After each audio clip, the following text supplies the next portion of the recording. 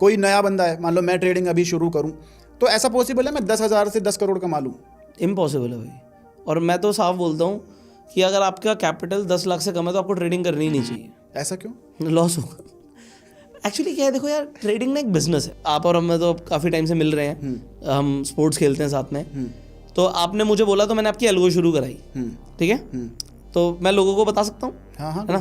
तो आपने 1 लाख रुपए डाले थे, ऐसे 1 लाख डाले थे शायद। फिर आपको जो एल्गो से कुछ ही दिनों में कितना प्रॉफिट हुआ? 20,000 मेरे ख्याल से। ठीक है, एक या 2 दिन में ही आ गया। अब वो 20% रिटर्न है। सोचो, एफडी कराओगे तो 2.5-3 साल में मिलेगा पैसा उतना। अगर 1 करोड़ होता तो भी सेम ही होता। बट जब उसमें लॉस आया तो लॉस भी फास्ट आया, अभी रिकवरी भी फास्ट आई। आप रोलर कोस्टर देख रहे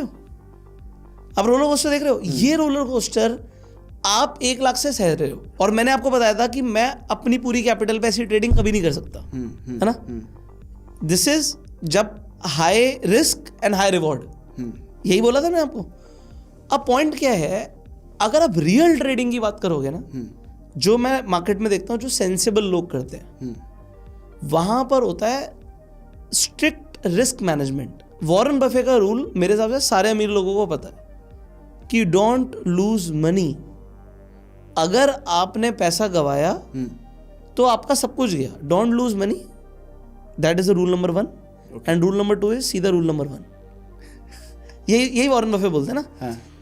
तो जितने भी बड़े बड़े मैं लोगों को देखता हूं, उनका डेली रिस्क एपेटाइट होता है 1 से 1.5% मैक्स। अब 1 लाख पे 1% 1,000 होता है। अब आपके लिए 1,000 कुछ भी नहीं है, समझ रहे हो? लोगों को भी ऐसे ही लगता है।